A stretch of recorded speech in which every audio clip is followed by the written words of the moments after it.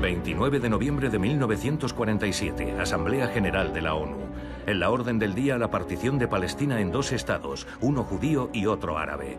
Para que sea adoptada la resolución, ha de ser votada por 2/3 de las 56 naciones representadas. La mayoría de los delegados de la agencia judía regresa a Palestina ante la imposibilidad de un voto favorable. Solo el director de la Comisión de Naciones Unidas por Palestina, Abba Eban, decide quedarse. Confía en que se produzca un vuelco en la situación. Cogimos un mapamundi y partimos al asalto de las delegaciones presentes. Nos faltaban 3 o 4 votos. Solo nos quedaban ya unas horas. Estábamos mandando telegramas, sacando de la cama a personalidades influyentes para embarcarlas en misiones que parecían imposibles. Cada cual ejerció su influencia en un esfuerzo desesperado por inclinar la balanza a nuestro favor. Así lo cuenta Abba Eban. Sabíamos que Francia tenía la intención de abstenerse.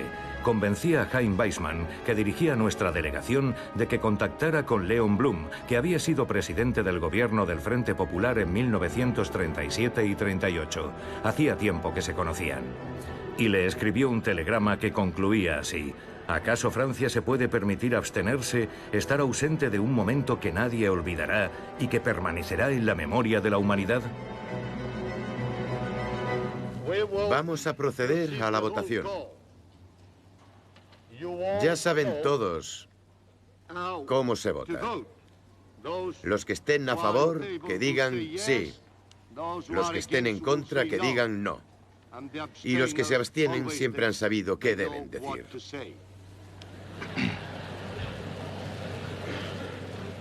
Vamos a empezar.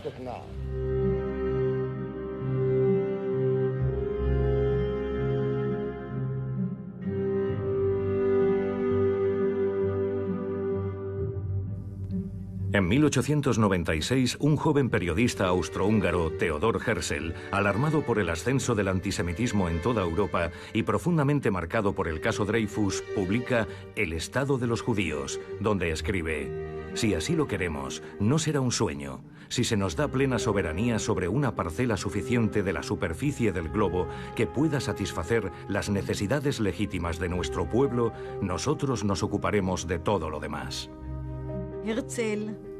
Herzl esperaba que en cuanto los judíos dispusieran de un país propio, se convirtieran en un pueblo como los demás y que las demás naciones se comportarían con ellos igual que con el resto, y que poco a poco el antisemitismo iría remitiendo.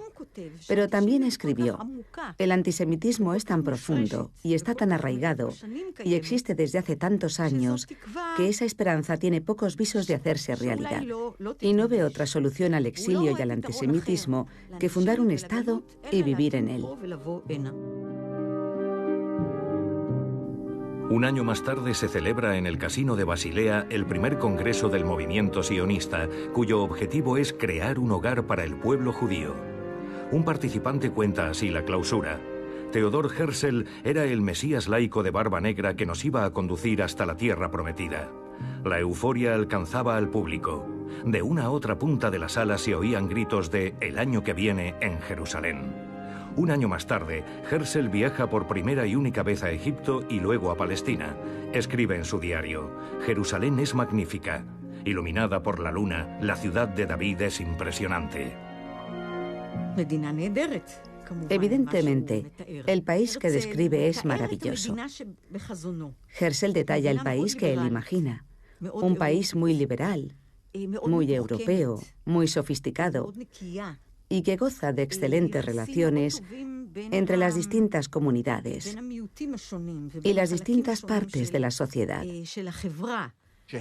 Cuando Herzl presenta su proyecto sionista, todos los rabinos, conservadores, reformistas y ortodoxos se oponen al sionismo. Estamos a finales del siglo XIX, principios del XX.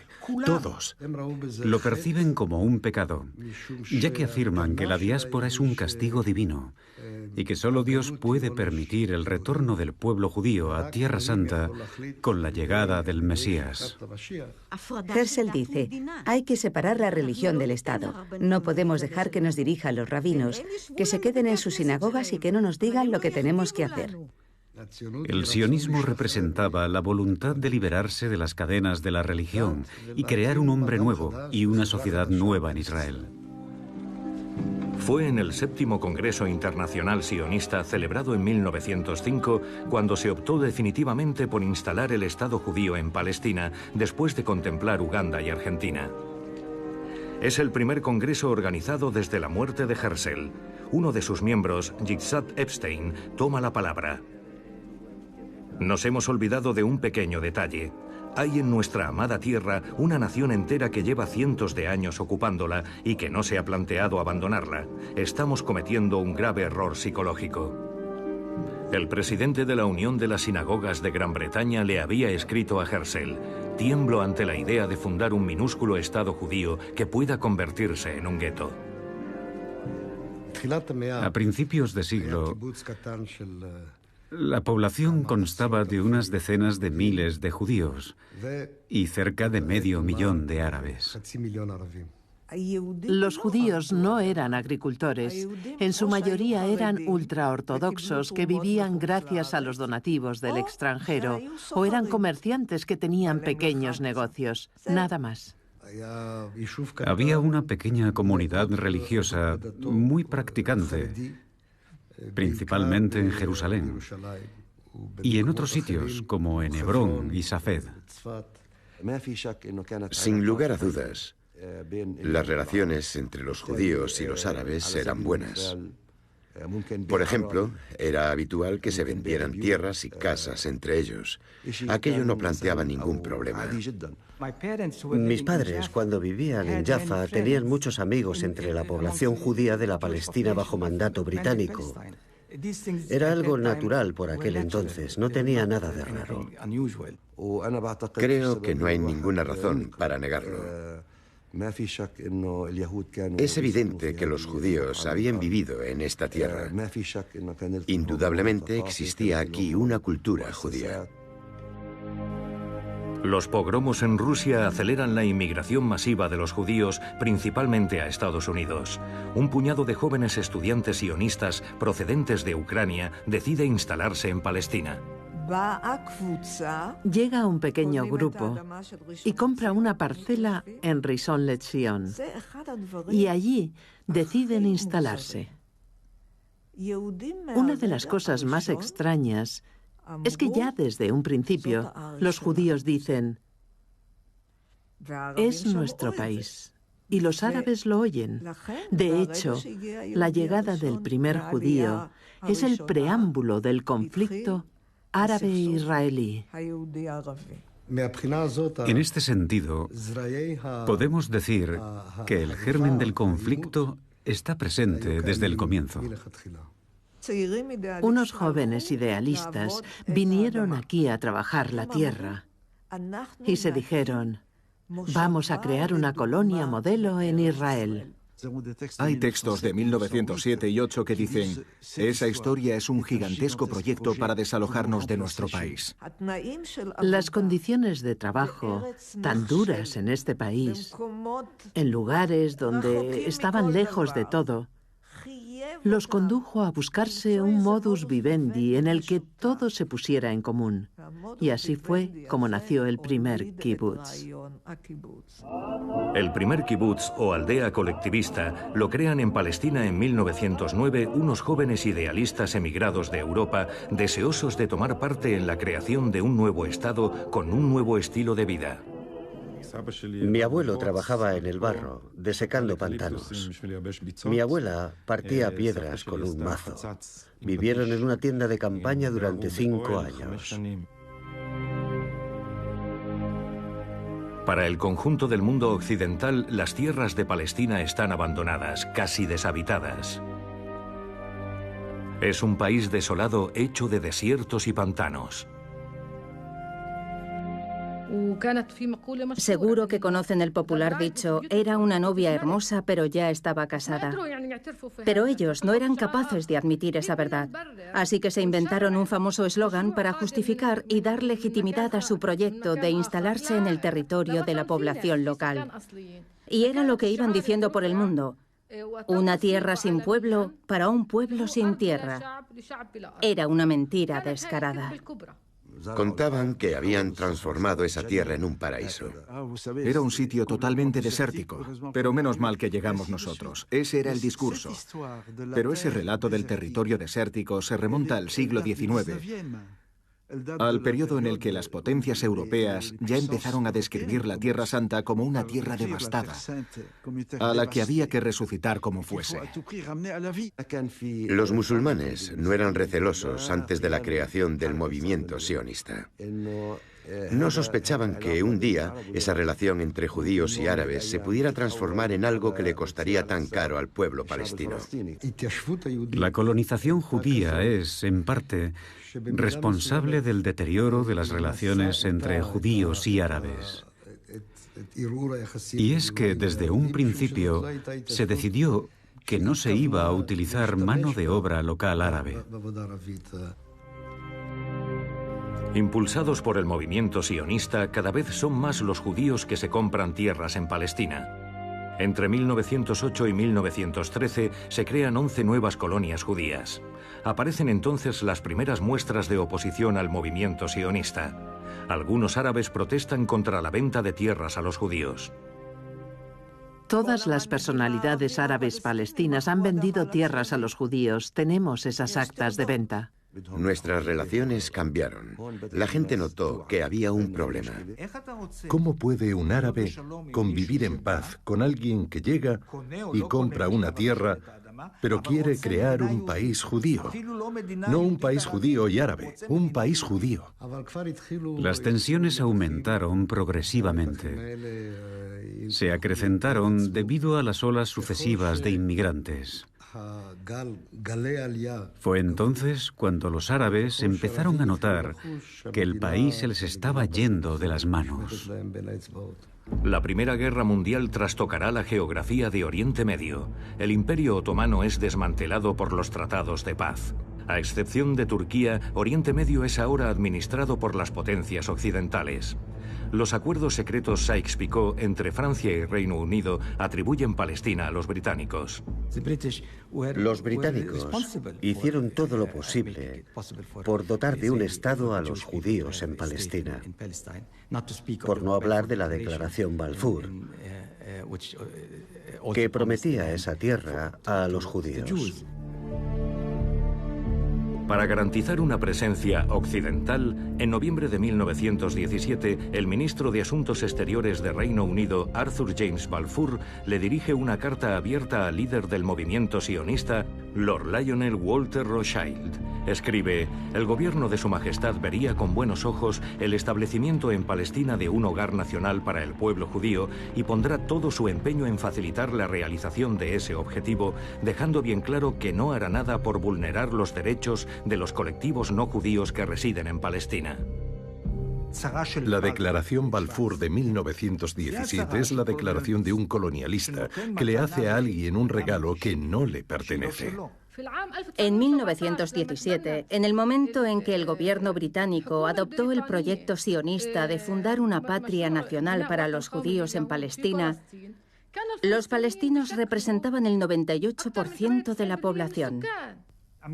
La cifra más fiable se remonta a 1919, cuando los ingleses tomaron posesión del lugar. Por primera vez, efectuaron un censo de población muy serio. El resultado es que en 1919 hay 700.000 árabes y 70.000 judíos. Desde un principio, los británicos tienen una conciencia aguda del hecho de que, para poder quedarse más tiempo, tienen que dividir. El primer acto de partición es un acto de perversión absoluta. Ya en el primer censo que hacen los británicos, crean unas categorías que no existen en los censos. Crean una categoría de judío y crean una categoría de árabe. Y esa fue siempre su idea. Dicho de otro modo, su idea es: hagamos que se peleen entre ellos y así seremos eternamente los árbitros del juego. Con el ascenso del nacionalismo árabe, las primeras manifestaciones antijudías se producen en marzo y abril de 1920 en Jerusalén y en mayo de 1921 en Jaffa y Tel Aviv. Se saldan con más de 50 muertos. El ministro de las colonias, Winston Churchill, acude para investigar los hechos y publica un libro blanco para clarificar la postura británica sobre Palestina. La Sociedad de las Naciones atribuye a Gran Bretaña preparar la creación de un hogar nacional judío. Entre 1924 y 28, más de 60.000 judíos llegan a Palestina. En agosto de 1929 estallan las protestas entre musulmanes y judíos en torno al acceso al Muro de las Lamentaciones. 2 días más tarde comienzan los rumores de un ataque judío inminente contra la mezquita de Al-Aqsa. Las agresiones árabes a los judíos empiezan en la ciudad vieja de Jerusalén antes de propagarse por toda Palestina. 67 judíos, entre ellos mujeres y niños, son asesinados en Hebrón. Otra masacre se produce en Safed, donde mueren 18 judíos. Durante una semana de enfrentamientos, 133 judíos mueren a manos de los árabes. Un informe británico precisa, son manifestaciones locales de animosidad y hostilidad de los árabes hacia los judíos que se derivan de la no realización de sus aspiraciones políticas y nacionales. El partido nazi llega al poder en 1933. Comienza la persecución de los judíos en Alemania y Austria. En 1933, Adolf Hitler y su ministro de propaganda, Joseph Goebbels, organizan el boicot a los comercios de los judíos. La agencia judía firma un acuerdo con el Ministerio de Economía del Tercer Reich que permite a los judíos alemanes emigrar a Palestina si abandonan la mayor parte de sus pertenencias antes de irse. Entre 1933 y 39, la llegada de decenas de miles de inmigrantes impulsa la economía. Es una emigración de intelectuales, científicos, arquitectos, artistas. Se crean numerosas empresas. La población de Tel Aviv, creada en 1909, se ha triplicado y cuenta con 150.000 habitantes. La población se agolpa en las playas y en los sitios de moda. Ayer, en la esquina entre las calles Allenby y Bialik, se inauguró un elegante café digno de las mayores capitales europeas. Escriben en el periódico Haaretz. En 1935, David Ben Gurión es nombrado presidente de la Agencia Judía. Llegó a Palestina en 1906 con 20 años desde una pequeña ciudad polaca para participar en la creación del nuevo Estado. Quería ya mismo un país para los judíos, pero sus amigos entendieron que iba a llevar su tiempo. Ese mismo año es nombrado jefe de la Haganá, el grupo armado de defensa de los judíos de Palestina prohibido por los británicos.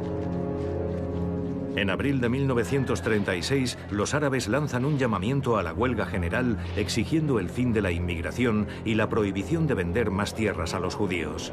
La oposición árabe-palestina culmina con la Gran Revuelta de 1936. Se oponen al sionismo y a la presencia británica en Palestina. Las revueltas se saldan con un número muy elevado de muertes. Varios cientos de árabes serán abatidos por los ingleses y más de 300 judíos hallarán también la muerte. El Alto Comité Árabe se constituye en octubre bajo la dirección del Gran Muftí de Jerusalén, Amin al-Husseini. El muftí era el dirigente del pueblo palestino. Era un ser abominable, nacionalista y pronazi. No solo porque los nazis eran los enemigos de los británicos y los judíos, sino porque además simpatizaba con la ideología nazi. Lanzándose en brazos de Hitler en Berlín, el muftí de Jerusalén hizo gala de una ceguera absoluta, demencial. El muftí acudió a Berlín e intentó crear secciones de las SS musulmanas. Quería poner en pie una unidad conjunta con el ejército alemán para venir a matar judíos a Palestina. El muftí no tenía ningún peso en Alemania. A Hitler le daba igual el muftí, pero trabó amistad con Eichmann. A comienzos de 1936, Eichmann dirigía el departamento de judíos de la Gestapo y se le envió aquí para comprender cómo vive el enemigo, es decir, para aprender hebreo, para aprender las costumbres y la forma de vivir de los judíos. Luego debería volver a Alemania, sabiendo a qué se enfrentaba, para así poder entonces ocuparse de ellos. Eso es lo que él decía. Su obsesión era comprender qué era realmente un judío. Se produjeron varias reuniones entre Eichmann y el muftí. Eichmann lo contó y el muftí lo escribió en sus memorias. Tenían un objetivo común: deshacerse de los judíos. Mucho tiempo después, pagamos el precio de la locura del muftí de Jerusalén. El historiador Haggai Horowitz escribe: la primera señal del cambio de objetivo del movimiento nacional árabe se manifestó en el compromiso del gran muftí de Jerusalén con Hitler. Por primera vez, el peligro que amenazaba nuestra existencia se hizo evidente. Ya no era algo imaginario, fue el mazazo que cambió la naturaleza del conflicto y nuestra estrategia de combate. Los nazis ya han promulgado las leyes de Nuremberg y la vida de millones de judíos corre peligro en Europa cuando los británicos cortan las rutas de emigración a Palestina. Los que quieren huir del Reich no tienen muchas alternativas. Las demás naciones también cierran sus puertas a los judíos. En Estados Unidos, las cuotas de inmigración fijadas por el Congreso restringen drásticamente la llegada de refugiados de Alemania y Austria. En julio de 1938, la conferencia de Evian, dedicada a la acogida de los judíos perseguidos en Alemania, es un fracaso. De los 32 países representados, ninguno accederá a abrir sus fronteras. Ante la amenaza de una guerra con Alemania, los ingleses, que quieren evitar que los árabes se sumen a las fuerzas del eje, organiza la conferencia de St. James en febrero de 1939. Por primera vez reúne a judíos y árabes, pero las delegaciones árabes se niegan a hablar con la agencia judía. Los británicos consideran que Palestina es un polvorín. Publican un nuevo libro blanco que reduce considerablemente la llegada de inmigrantes y afirma sin ambajes que no tienen la menor intención de crear un Estado judío en Palestina.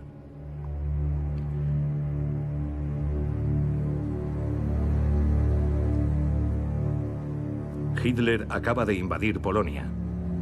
Comienza la Segunda Guerra Mundial. Palestina vive bajo la amenaza de un avance de las fuerzas alemanas dirigidas por Rommel, presentes en el continente africano.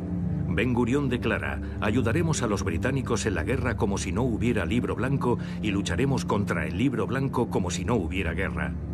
Tras un acuerdo entre el Estado Mayor de la Haganá y el del ejército británico, se decide crear una fuerza compuesta de voluntarios judíos en el seno del ejército británico para combatir las fuerzas nazis.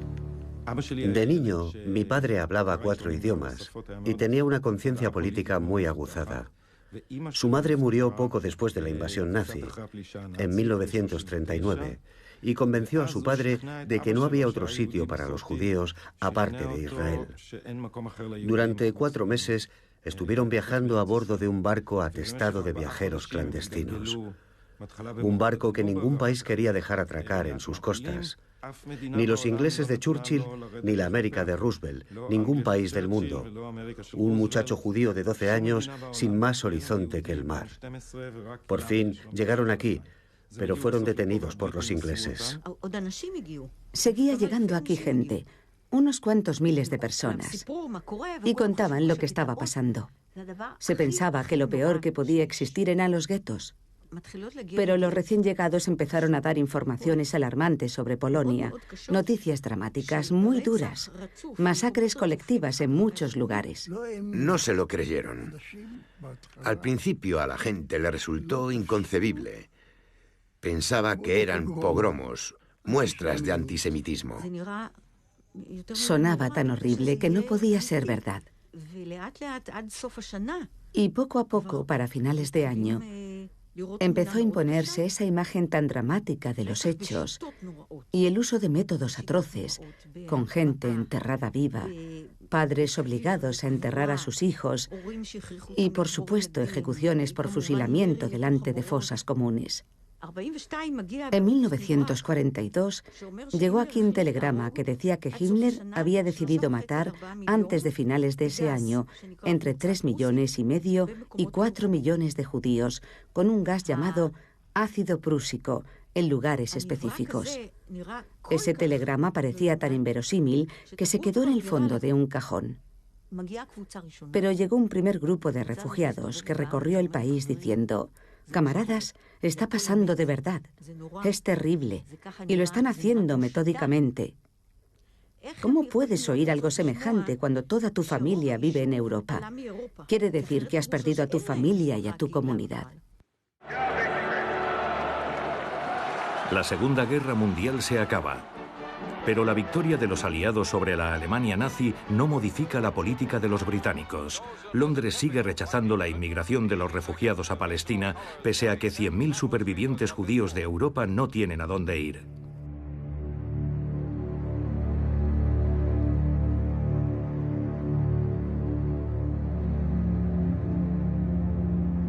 Una tercera parte de la población judía mundial ha sido asesinada en las cámaras de gas y los campos de concentración nazis. Era la prueba de que los sionistas tenían razón. Un pueblo que no tiene país es un pueblo que puede ser conducido al matadero como ganado. También porque los supervivientes de la Shoah no tenían a dónde ir. Había muchos judíos que buscaban un lugar donde instalarse. Las puertas de Estados Unidos se habían cerrado para ellos. América había echado el cerrojo. Así que aunque no se hubiera producido la Shoah, los judíos habrían venido aquí, y cada vez en mayor número. El Palmaj me mandó a Europa después de la Shoah. Y conocí a algunos supervivientes, a algunos de los judíos que quedaban en Europa. Para mí fue un impacto tremendo cuando llegué. Un día acompañé a un grupo de jóvenes que querían emigrar clandestinamente pasando por Italia y Francia. Estaba nevando.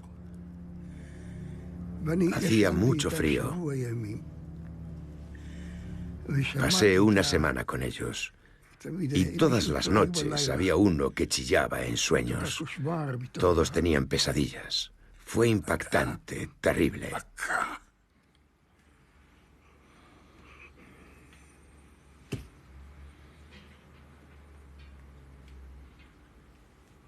Me marcó de por vida. Tras la guerra, muchos de los supervivientes estaban desamparados, desorientados. Una gran parte de ellos, por todo ese sufrimiento y por la impresión de estar solos en el mundo. La gente estaba tan traumatizada que no podía ni hablar o contar lo que le había pasado. La mayoría había perdido a toda su familia. Cuando alguien se encontraba con una familia con abuelos, se preguntaba: ¿pero cómo puede ser? Era como las historias que lees en los libros. Nadie se lo podía creer. Nací en septiembre de 1946 en un campo de refugiados cerca de Linz, en Austria.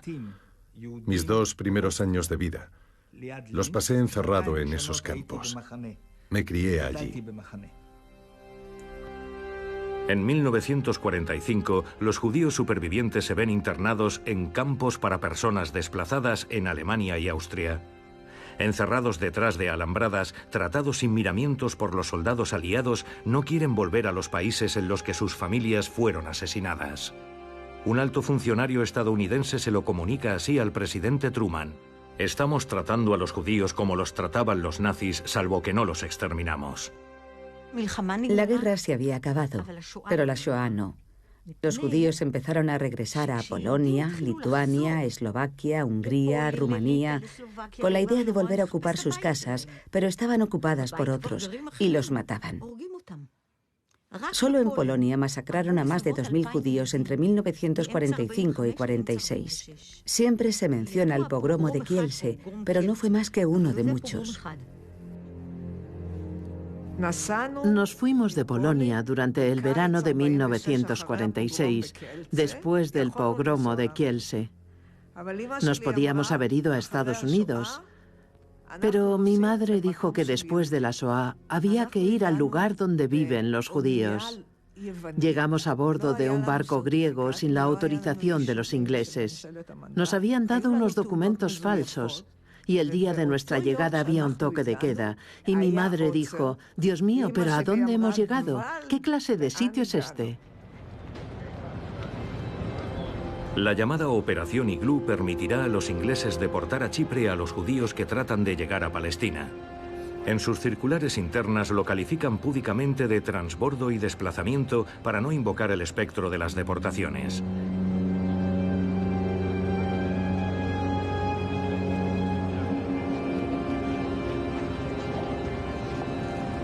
Nada más atracar en el puerto de Haifa los barcos atestados de inmigrantes clandestinos, las fuerzas británicas que los aguardaban los evacúan y los transfieren a Chipre a bordo de barcos jaula.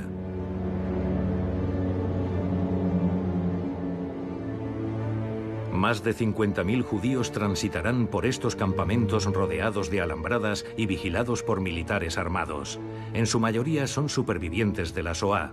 La filósofa Hannah Arendt escribe: los campos de internamiento en Chipre solo son posibles porque a todo el mundo les parecen humanos comparados con Auschwitz.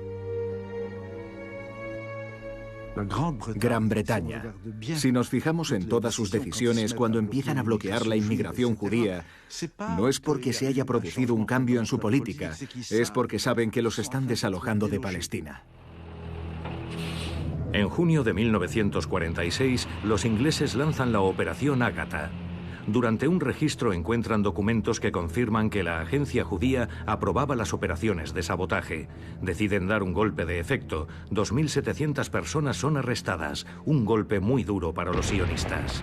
Un mes más tarde, unos hombres del Lehi, el grupo paramilitar judío, hacen volar el Hotel King David, el cuartel general británico, provocando la muerte de 91 personas. Paradójicamente, ese atentado, condenado en el mundo entero, precipitará los acontecimientos a favor de la causa sionista. Los británicos comprenden que no van a poder seguir plantando cara a unas organizaciones judías cada vez mejor estructuradas y optan por la retirada. Poco a poco fue aumentando la atmósfera de hostilidad hasta que en 1947 la situación terminó de deteriorarse. A petición de los británicos, la ONU nombra en abril de 1947 una comisión de investigación internacional. El informe final recomienda la creación de un Estado judío y un Estado árabe. Sorprendida por la decisión, Gran Bretaña rechaza esta propuesta de partición y declara que abandonará su mandato en 6 meses. No cabe duda de que la Shoah influyó en gran parte de los miembros de Naciones Unidas. La misión de la ONU vino aquí y vio los campos de refugiados de los judíos en Europa. Y esa comisión internacional concluyó que, después de lo que había ocurrido, había que darle un país a los judíos. Lo que no vio la dirección palestina en 1948 es que el holocausto había tenido lugar y el mundo entero estaba convencido de que se les debía una reparación a las víctimas y de que la reparación fundamental era el nacimiento de un Estado judío y que esa era la única respuesta adecuada a la barbarie nazi.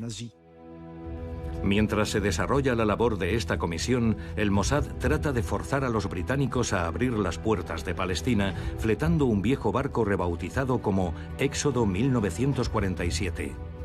Cargado con 4.500 emigrados judíos de Centroeuropa, llega en julio a las costas de Haifa.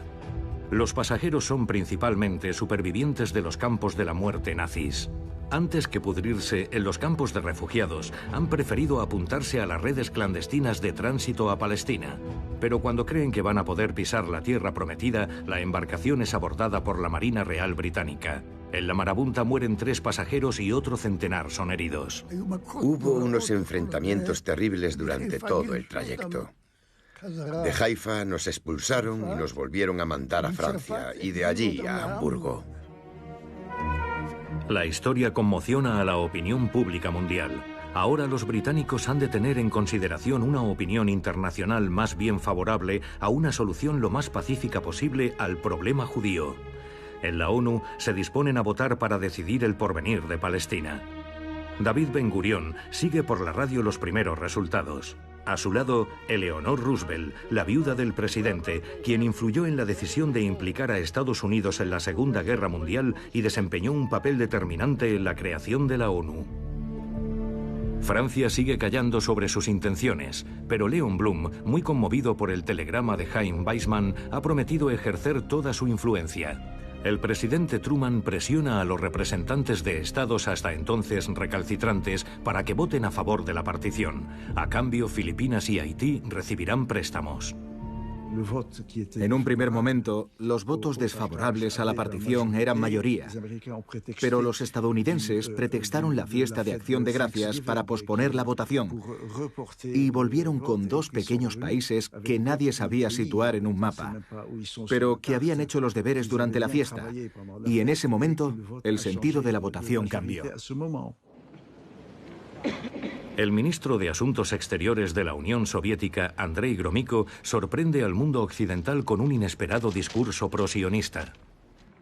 Durante la última guerra, el pueblo judío ha padecido unos sufrimientos excepcionales. Ello implica que los judíos aspiren a fundar su propio Estado. Y sería injusto negarles ese derecho.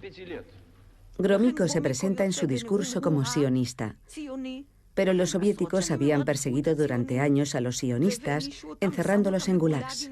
El discurso de Gromyko no tenía nada que ver con lo que había pasado. La diplomacia soviética no se había caracterizado nunca por su sentimentalismo. Es una cuestión de intereses. La Unión Soviética quería reemplazar a los británicos en Oriente Medio. Los ingleses acabarían siendo expulsados y no quería que Estados Unidos les robase el sitio. Unión Soviética, sí. Reino Unido, abstención. Francia, sí. La resolución del Comité por Palestina acaba de ser adoptada con 33 votos a favor, 13 en contra y 10 abstenciones.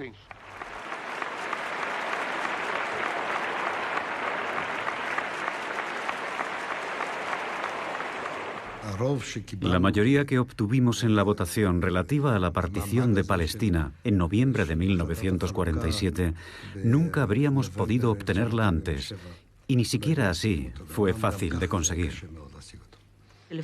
Se dice que la decisión se produjo a causa de la mala conciencia de los occidentales por la Shoah. Pero ¿dónde había estado antes esa mala conciencia? ¿Ahora la tenían de golpe? Es una de las grandes paradojas de este país, que se construyó encima de la mayor tragedia de la historia del pueblo judío. La resolución de la ONU propone la partición de Palestina en dos estados, uno judío y otro árabe, con Jerusalén bajo control internacional. Pero la mayoría de los árabes de Palestina y la totalidad de los estados árabes vecinos rechazan el plan. ¿Se equivocaron los palestinos al no aceptar el plan de partición? ¿Demuestra esto ya desde un principio hasta qué punto eran fanáticos casi de nacimiento? La negativa árabe a dividir Palestina, que se votó en la ONU, fue un error por su parte. Con la distancia podemos decir hoy que fue un error. Se cometieron muchos, no solo en 1947. Desde su punto de vista no era un error. No estaban preparados para aceptar un país judío, y menos aún vivir al lado. Todos los intentos de Israel para dividir el país en dos han fracasado por culpa de los palestinos. De hecho, no entendían por qué tenían que ceder la mitad de su tierra natal. La incomprensión reinaba en la sociedad. Se decían, ¿pero por qué? Si los árabes hubieran dicho que sí en ese momento, ¿las cosas habrían tomado otro rumbo? ¿Se habría llegado a una situación mejor o no? ¿Los israelíes o los judíos lo habrían aceptado?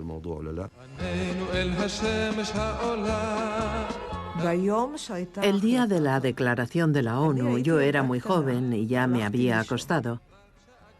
Mi madre vino a despertarme para que me acordase del día de la creación del Estado judío. Me dijo, nos han dado un país. David Ben Gurión no le oculta su preocupación a Simón Peres, responsable de la compra de armas. Hoy el pueblo está bailando, pero a partir de mañana correrá la sangre. Yo pensaba que estaba exagerando, pero en cuanto se acabaron las fiestas, la sangre efectivamente empezó a correr. Mi padre me decía que el día en el que se supo de la votación, en el que se anunció, estaba seguro de que estallaría una guerra. Israel nació de la guerra. La gente se pasó bailando toda la noche del 29 de noviembre. Por la mañana, los últimos en volver a casa se cruzaron con los primeros muertos. Nos dijeron, volved pronto a Tel Aviv. Ya hay muertos a las afueras de Ramla. Hay una primera guerra en el 48 que empieza con esa partición. Una guerra entre la Haganá y los palestinos, que sería la primera guerra entre Israel y Palestina. Lo que pasó fue que los palestinos no aceptaron esa decisión y comenzó la guerra. Los árabes se lanzan a cometer actos terroristas. En Jerusalén, un triple atentado con coche bomba dirigido a la redacción del diario The Palestine Post, al mercado de la calle Ben Yehuda y a las oficinas de la agencia judía se salda con un centenar de muertos judíos.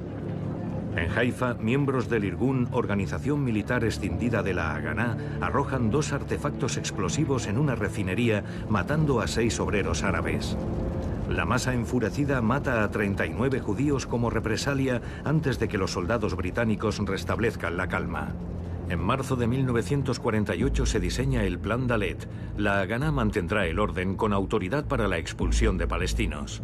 Ben Gurión quería ponerlo en práctica el 15 de mayo, coincidiendo con la partida de los británicos. Pero dadas las realidades militares, la Haganá pasa a la ofensiva y empieza a aplicar el plan. La Haganá hizo todo lo que pudo para presionarlos, para meterles miedo, para que se marchasen. Disparaban en mitad de la noche y hacían patrullas con coches militares para aterrorizarlos.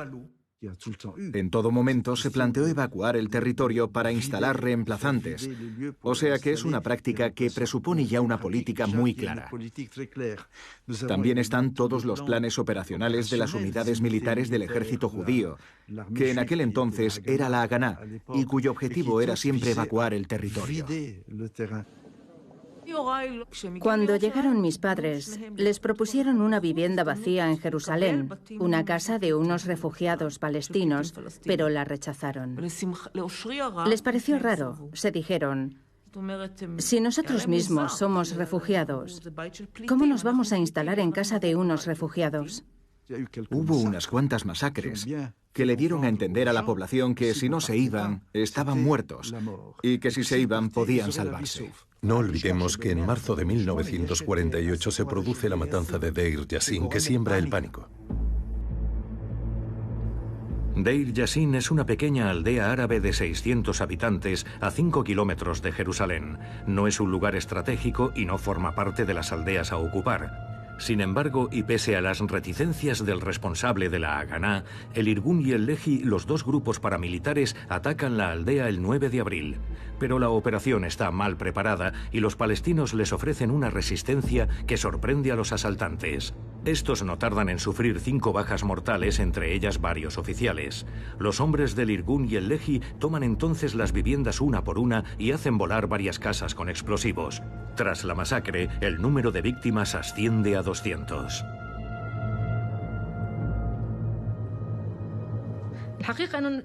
Crearon unas condiciones y organizaron unas operaciones destinadas a aterrorizar a la gente. Un ejemplo es la masacre que perpetraron en la aldea de Deir Yassin. En otras ciudades y aldeas, como en Lod, la población emprendió la huida y fue a refugiarse a otro sitio. Todo el mundo había oído hablar de Deir Yassin y todo el mundo creía que si se quedaba, llegarían las fuerzas israelíes y los matarían, como hicieron en Deir Yassin. No tenía sentido quedarse y dejar que los masacraran. Los rumores sobre Deir Yassin aterrorizan a la población. Están convencidos de que los sionistas van a llegar y los van a matar. Esa no fue su intención, era hacerlos huir cuanto más mejor. Deir Yassin sirvió muy rápidamente como arma psicológica para asustar al mayor número posible de árabes y obligarlos a huir de sus casas. En las memorias del primer embajador de Estados Unidos en Israel, la noticia de Deir Yassin aún está fresca. Dice que tuvo una conversación con Weizmann, el pacifista, y le dijo que había sido una masacre inútil. Weizmann, el pacifista, le soltó una frase heladora. Le dijo, cito textualmente, «Esta masacre ha sido una simplificación milagrosa de las tareas de Israel. Ha convencido de que se fueran a los más recalcitrantes». A nuestros hijos se les enseña que, bueno, es muy triste que se haya muerto toda esa gente, pero que no es tan importante. Lo importante es que tengamos un país. El 14 de mayo de 1948, una muchedumbre eufórica llena las calles de Tel Aviv, ondeando banderas con la estrella de David. En Tel Aviv, puesto que Jerusalén está asediada y es inaccesible, Ben Gurión, plantado bajo el retrato de Theodor Herzl, declara con voz firme: «Proclamamos la fundación del Estado judío que llevará el nombre de Estado de Israel. Tendemos la mano de la amistad y la paz a todos los estados que nos rodean. Hay espacio suficiente en este país para nosotros y para los árabes».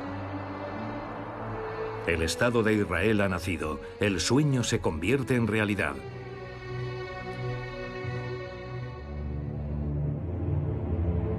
Pero el Alto Comité Árabe responde enseguida. Los árabes declaran solemnemente ante Dios y ante la historia que jamás se someterán a potencia alguna que acuda a Palestina para imponer una partición.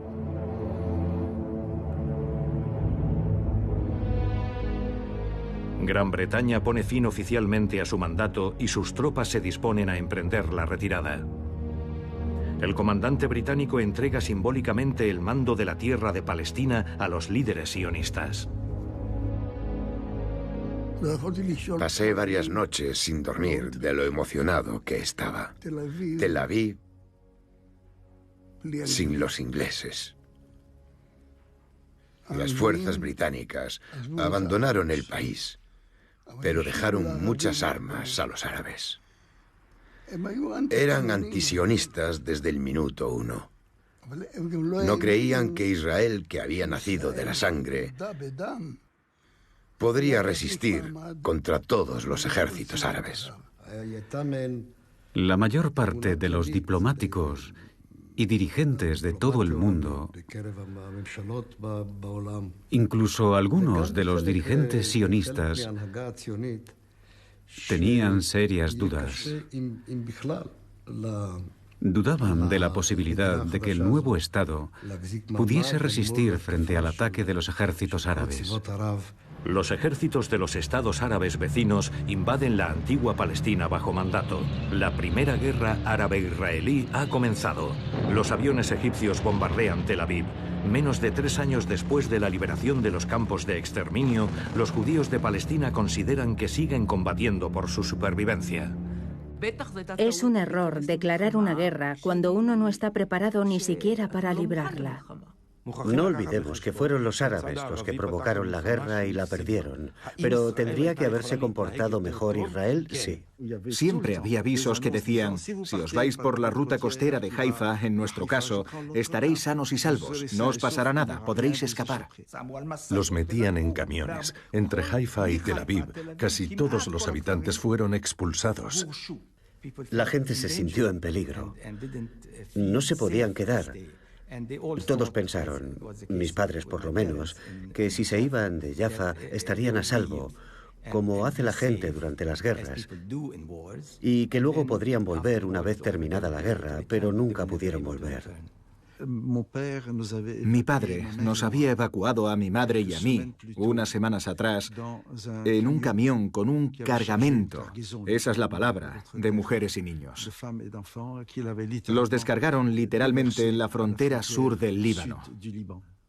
Y cuando la ciudad cayó, mi padre y mi hermana fueron al puerto. Se embarcaron en una de las últimas embarcaciones atracadas en la ciudad. Llegaron por mar a su exilio en Líbano. Alguien que vivió la Nakba me contó, al salir unos barcos nos esperaban en las playas de Jaffa. ¿Habían venido solos esos barcos? No. Todo formaba parte de esa voluntad de crear las condiciones para que la gente saliera. Era expulsada. La gente no se fue por voluntad propia. Nadie se va voluntariamente de su casa, de su campo, de su tierra. En tiempos de guerra, la gente tiene miedo y huye. Pero con la esperanza de volver a sus tierras y a sus casas cuando la guerra se acabe, sobre todo los agricultores. Los dirigentes árabes les dijeron: idos, vamos a ganar la guerra y luego podréis volver porque vamos a ganar. Ya recuperaremos después nuestras tierras y nuestras propiedades. ¿Una persona que huye de su casa no tiene derecho a volver? El crimen fue no dejarlos volver. En guerra te escapas, te desplazas.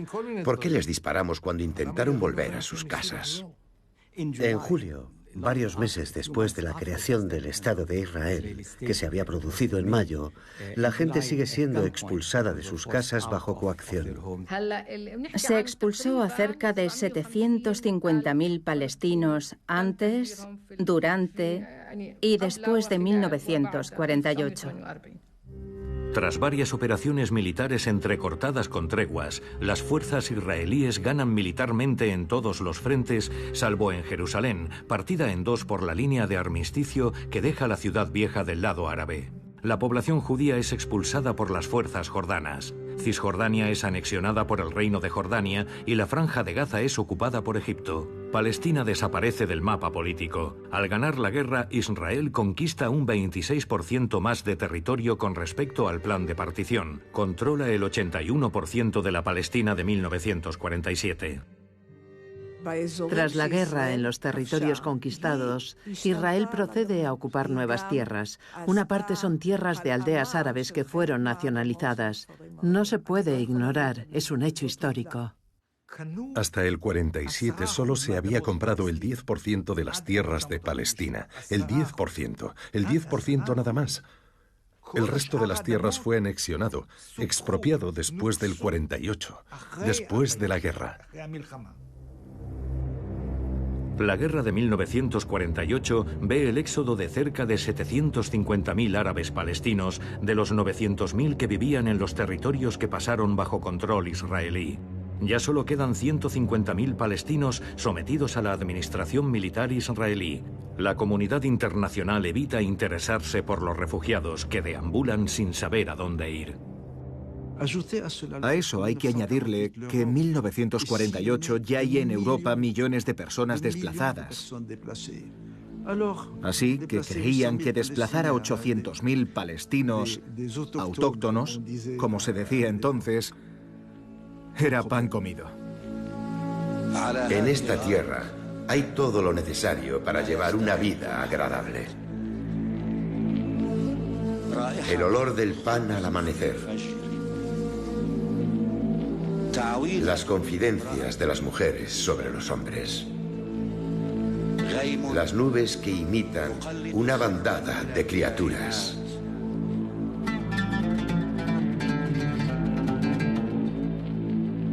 En esta tierra se alza el alma de la tierra. La madre de los preludios y de los epílogos. Se llamaba Palestina. Se sigue llamando Palestina. Palestina.